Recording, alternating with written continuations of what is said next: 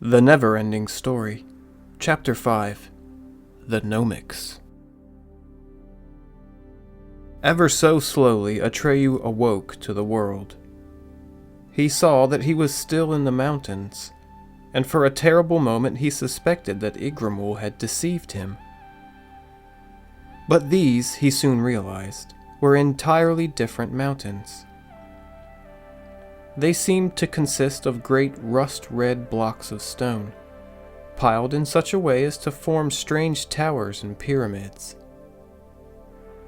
In between these structures, the ground was covered with bushes and shrubbery. The air was blazing hot. The country was bathed in glaring sunlight. Shading his eyes with his hand, Atreyu looked around him and discovered, about a mile away, an irregularly shaped arch, perhaps 100 feet high. It too appeared to consist of piled stone blocks. Could that be the entrance to the Southern Oracle? As far as he could see, there was nothing behind the arch, only an endless, empty plain. No building, no temple, no grove, nothing suggesting an oracle. Suddenly, while he was wondering what to do, he heard a deep, bronze-like voice. Atreyu! And then again. Atreyu! Turning around, he saw the white luck dragon emerging from one of the rust-red towers. Blood was pouring from his wounds, and he was so weak he could barely drag himself along. Here I am, Atreyu, he said, merrily winking one of his ruby-red eyes. And you needn't be surprised. I was pretty well paralyzed when I was caught in that spider web. But I heard everything Eärendil said to you. So I thought to myself, she has bitten me too, after all.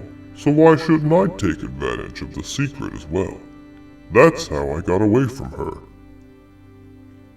Atreyu was overjoyed. I hated leaving you to Eärendil, he said. But what could I do? Nothing, said the luck dragon. You saved my life all the same, even if I had something to do with it. And again he winked, this time with the other eye. Saved your life, Atreyu repeated, for an hour. That's all we have left. I can feel Eärendil's poison burning my heart away. Every poison has its antidote, said the white dragon. Everything will turn out all right. You'll see. I can't imagine how, said Atreyu.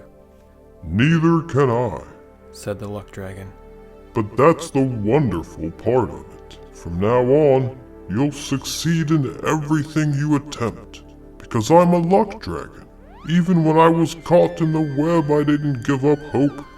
And as you see, I was right. Atreyu smiled. Tell me, why did you wish yourself here, and not in some other place where you might have been cured? My life belongs to you, said the dragon. If you'll accept it. I thought you'd need a mount for this great quest of yours. And you'll soon see that crawling around the country on 2 legs, or even galloping on a good horse, can't hold a candle to whizzing through the air on the back of a luck dragon. Are we partners? We're partners, said Atreyu. By the way, said the dragon, my name is Falkor. Glad to meet you, said Atreyu. But while we're talking, what little time we have left is seeping away. I've got to do something. But what? Have luck, said Falkor. What else? But Atreyu heard no more. He had fallen down and lay motionless in the soft folds of the dragon's body. Eärendil's poison was taking effect. When Atreyu, no one knows how much later, opened his eyes again, he saw nothing but a very strange face bent over him. It was the wrinkliest, shriveledest face he had ever seen, and only about the size of a fist. It was as brown as a baked apple, and the eyes in it glittered like stars. The head was covered with a bonnet made of withered leaves. Atreyu felt a little drinking cup held to his lips. Nice medicine. Good medicine, mumbled the wrinkled little lips and the shriveled face. Just drink, child. Do you good. Atreyu sipped. It tasted strange, kind of sweet and sour. Atreyu found it painful to speak. "What about the white dragon?" he asked. Doing fine, The voice whispered. Don't worry, my boy. You'll get well. You'll both get well. The worst is over. Just drink. Drink. Atreyu took another swallow and again sleep overcame him. But this time it was the deep, refreshing sleep of recovery. The clock in the belfry struck 2. Bastian couldn't hold it any longer. He simply had to go. He had felt the need for quite some time, but he hadn't been able to stop reading. Besides, he had been afraid to go downstairs. He told himself that there was nothing to worry about, that the building was deserted, that no one would see him. But still he was afraid, as if the school were a person watching him. But in the end there was no help for it. He just had to go. He set the open book down on the mat, went to the door and listened with pounding heart. Nothing. He slid the bolt and slowly turned the big key in the lock. When he pressed the handle, the door opened, creaking loudly. He padded out in his stocking feet, leaving the door behind him open to avoid unnecessary noise. He crept down the stairs to the second floor. The student's toilet was at the other end of the long corridor with the spinach green classroom doors. Racing against time, Bastian ran as fast as he could and just made it. As he sat there, he wondered why heroes in stories like the one he was reading never had to worry about such problems. Once, when he was much younger, he had asked his religion teacher if Jesus Christ had had to go like an ordinary person. After all, he had taken food and drink like everyone else. The class had howled with laughter, and the teacher, instead of an answer, had given him several demerits for insolence. He hadn't meant to be insolent. Probably, Bastian now said to himself, these things are just too unimportant to be mentioned in stories. Yet for him they could be of the most pressing and embarrassing importance. He was finished. He pulled the chain and was about to leave when he heard steps in the corridor outside. One classroom door after another was opened and closed, and the steps came closer and closer. Bastian's heart pounded in his throat. Where could he hide? He stood glued to the spot as though paralyzed. The washroom door opened, luckily in such a way as to shield Bastian. The janitor came in. One by one he looked into the stalls. When he came to the one where the water was still running and the chain swaying a little, he hesitated for a moment and mumbled something to himself. But when the water stopped running, he shrugged his shoulders and went out. His steps died away on the stairs. Bastian hadn't dared breathe the whole time, and now he gasped for air. He noticed that his knees were trembling. As fast as possible, he padded down the corridor with the spinach green doors, up the stairs, and back into the attic. Only when the door was locked and bolted behind him did he relax. With a deep sigh, he settled back on his pile of mats, wrapped himself in his army blankets, and reached for the book. When Atreyu awoke for the second time, he felt perfectly rested and well. He sat up. It was night. The moon was shining bright, and Atreyu saw he was in the same place where he and the white dragon had collapsed. Falkor was still lying there. His breathing came deep and easy, and he seemed to be fast asleep. His wounds had been dressed. Atreyu noticed that his own shoulder had been dressed in the same way, not with cloth, but with herbs and plant fibers. Only a few steps away there was a small cave from which issued a faint beam of light. Taking care not to move his left arm, Atreyu stood up cautiously and approached the cave. Bending down, for the entrance was very low, he saw a room that looked like an alchemist's workshop in miniature. At the back, an open fire was crackling merrily. Crucibles, retorts, and strangely shaped flasks were scattered all about. Bundles of dried plants were piled on shelves. The little table in the middle of the room and the other furniture seemed to be made of root wood, crudely nailed together. Atreyu heard a cough, and then he saw a little man sitting in an armchair by the fire. The little man's hat had been carved from a root, and looked like an inverted pipe bowl. The face was as brown and shriveled as the face Atreyu had seen leaning over him when he first woke up. But this one was wearing big eyeglasses, and the features seemed sharper and more anxious. The little man was reading a big book that was lying in his lap. Then a second little figure, which Atreyu recognized as the one that had bent over him, came waddling out of another room. Now Atreyu saw that this little person was a woman.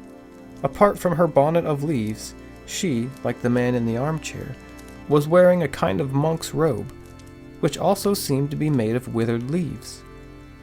Humming merrily, she rubbed her hands and busied herself with a kettle that was hanging over the fire. Neither of the little people would have reached up to Atreyu's knees. Obviously, they belonged to the widely ramified family of the gnomes, though a rather obscure branch. "Woman," said the little man testily. "get out of my light. You are interfering with my research." You and your research. Said the woman. Who cares about that? The important thing is my health elixir. Those two outside are in urgent need of it. "Those two," said the man irritably. "will be far more in need of my help and advice." Maybe so, Said the little woman. but not until they are well. Move over, old man. Grumbling, the little man moved his chair a short distance from the fire. Atreyu cleared his throat to call attention to his presence. The two gnomes looked around. "He's already well. Said the little man. Now it's my turn." Certainly not. The little woman hissed. He'll be well when I say so. It'll be your turn when I say it's your turn. She turned to Atreyu. We would invite you in, but it's not quite big enough, is it? Just a moment. We shall come out to you. Taking a small mortar, she ground something or other into a powder, which she tossed in the kettle. Then she washed her hands, dried them on her robe, and said to the little man, Stay here until I call you, Engiwook. Understand? "Yes, Eärendil, I understand. the little man grumbled. I understand only too well." The female gnome came out of the cave and looked up at Atreyu from under knitted brows. Well, well. We seem to be getting better, don't we? Atreyu nodded. The gnome climbed up on a rocky ledge, level with Atreyu's face, and sat down. No pain? She asked. None worth mentioning, Atreyu answered. Nonsense! The old woman snapped. Does it hurt or not? Well, it still hurts, said Atreyu, but it doesn't matter. Not to you, perhaps, but it does to me. Since when does the patient tell the doctor what matters? What do you know about it? If it's to get well, it has to hurt. If it stopped hurting, your arm would be dead. I'm sorry, said Atreyu, who felt like a scolded child. I only wanted to say, I wanted to thank you. What for? Said Eärendil impatiently. I'm a healer, after all. I've only done my professional duty. Besides, Engiwook, that's my old man, saw the glory hanging on your neck. So what would you expect? What about Falcor? Atreyu asked. How's he getting along? Falcor? Who's that? The White Luck Dragon. Oh, I don't know yet. Took a little more punishment than you. But then he's bigger and stronger, so he ought to make it. Why not? Needs a little more rest. Where did you ever pick up that poison? And where have you come from all of a sudden? And where are you going? And who are you in the first place? Engiwook was standing in the mouth of the cave. He listened as Atreyu answered Eärendil's questions. When Eärendil opened her mouth to speak again, he shouted, "Hold your tongue, woman! Now it's my turn!" Removing his pipe bowl hat, he scratched his bald head and said, "Don't let her tone bother you, Atreyu. Old Eärendil's a little crude, but she means no harm. My name is Engiwook. We are the well-known Gnomics. Ever hear of us?"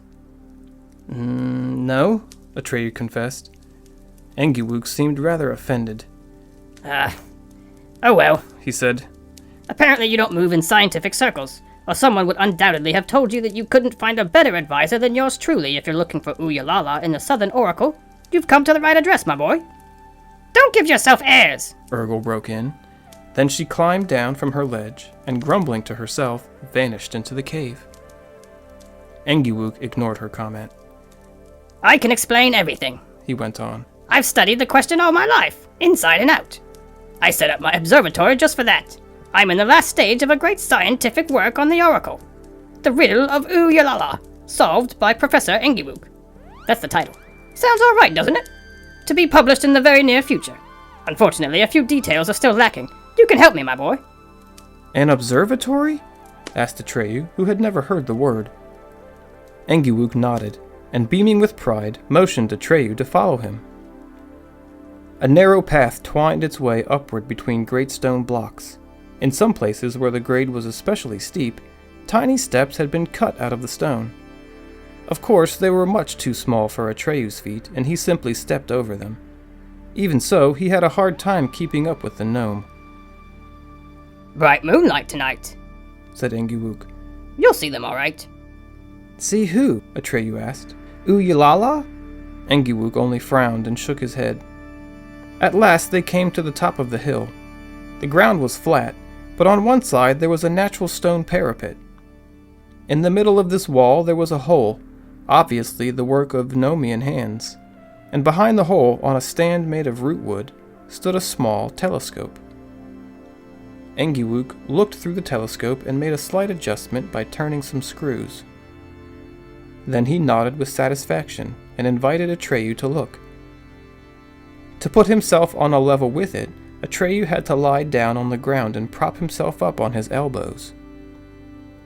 The telescope was aimed at the great stone arch, or more specifically at the lower part of the left pillar, and beside this pillar, as Atreyu now saw, an enormous sphinx was sitting motionless in the moonlight. The forepaws on which she was propped were those of a lion, the hindquarters were those of a bull, on her back she bore the wings of an eagle, and her face was that of a human woman, in form at any rate, for the expression was far from human.